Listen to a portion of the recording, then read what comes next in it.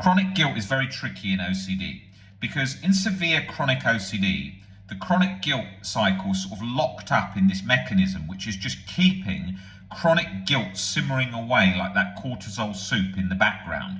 So your basic baseline default state is just chronic guilt. Whether you're eating an ice cream, chronic guilt. Whether you're going for a run, chronic guilt.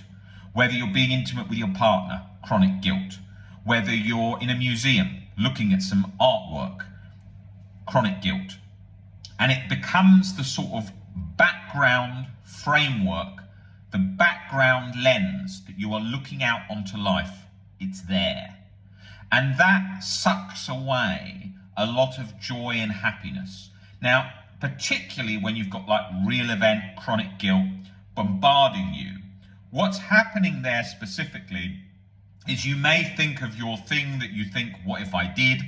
I should be punished 24/7, should feel terrible. So you're getting like a really high level of guilt where you might be crying all the time, not feeling that you're allowed to enjoy an ice cream for even 1 second, or you should be punished by yourself more mentally. It's almost like you're in the Old Bailey, you're on a murder trial, the whole jury says you're guilty, you can't even remember if you did it or not, and you're about to get 1 trillion life sentences spread out across the universe with not 1 second relief ever. That's how it feels.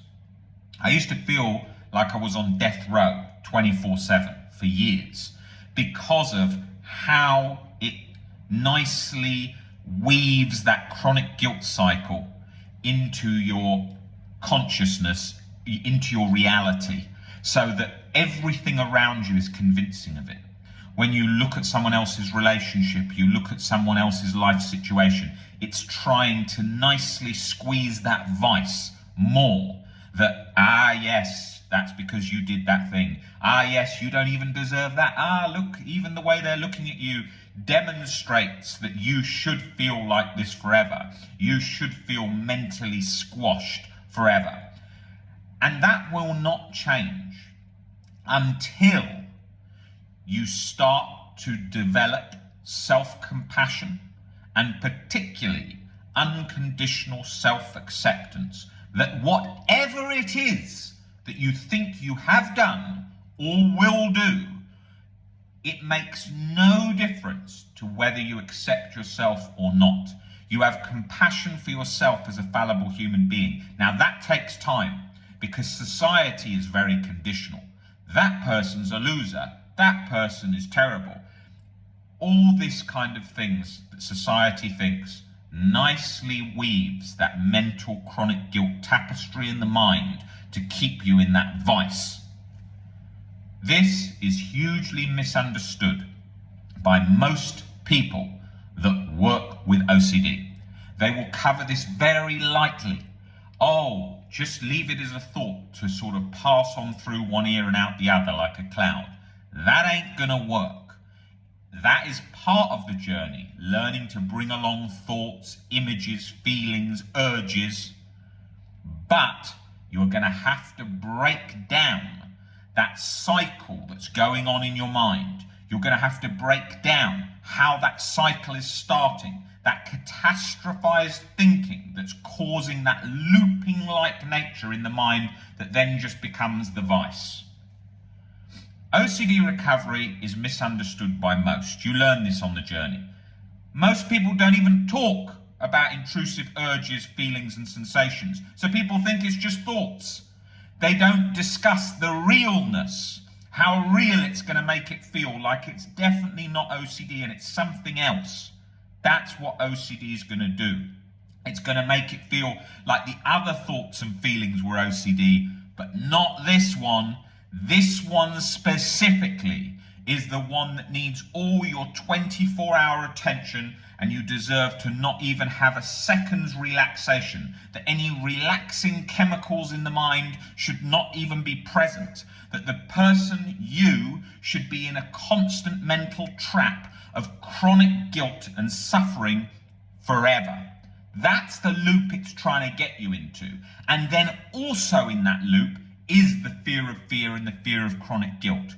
What if I am stuck in this forever? then I can't be happy, have any accomplishments that I'm proud of, because if I do that, I'm letting myself off the hook. Every time you go to sort of make yourself feel better, it says, that is letting yourself off the hook. You mustn't do that, because you should feel even more guilty about. How dare you let yourself off the hook from something as severe as this? If only it was this, then we could consider letting you off the hook. But that's specifically why OCD has chosen this, because here would stop the cycle. Here would mean OCD is not a disorder. If it always picked things about there, it wouldn't create a disorder. It has to create there. It's always looking to jump itself to the top of the stack of the most important priority in your life. That the second you wake up in the morning, bang, it's there, right? Not there. And that's what it's doing. And then that leaves us into the other cycle of, but if only it had picked this, I would be fine. I wouldn't have a problem. Why did it have to do this? Because that's its nature. And trying to work out and wish, it only done that, isn't gonna help.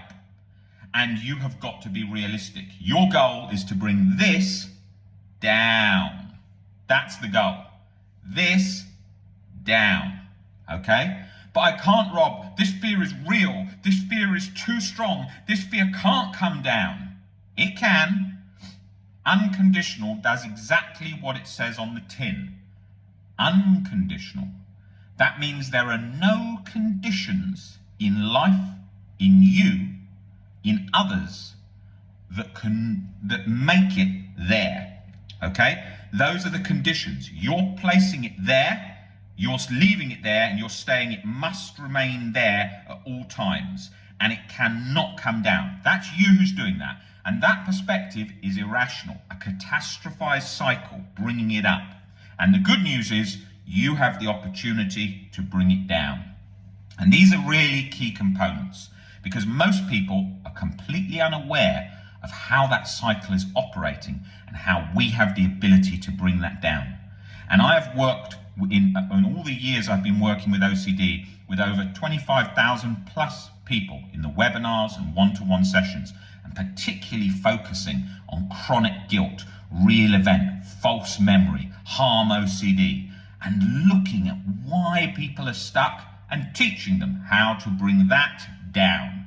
And once you can start to see those irrational beliefs that are causing that catastrophized cycle, we start to feel freer somewhat quite quickly, in the point of, now I can see that there is a way to do that, and I can do that, and it's not my brain just doing it to me locked on at this level because there's some broken lever in the brain that's never going to go back. That's not the reality. You can recover. You are lucky to live at a time where OCD recovery is possible, and we can help you do that. So if you would like to come in for a one-to-one session with any of the team, just click the WhatsApp link below, and we will usually respond to you the same day and get you booked in for a slot so that you can come in and you can tell us what exactly is going on in that chronic guilt cycle. And you're going to think, but I'm the exception, because it creates that feeling that you're the exception. It doesn't matter if you've been stuck 20 years. It doesn't matter if the things are really bent. It doesn't matter if you've done anything. It doesn't matter at all. You can get under that once you learn to see how that cycle is raising up in your mind and locking you and trapping you in that cycle. And that's what we focus specifically on, so that we can bring that chronic guilt down, bring that chronic anxiety down, and restore baseline inner peace as the default setting once again.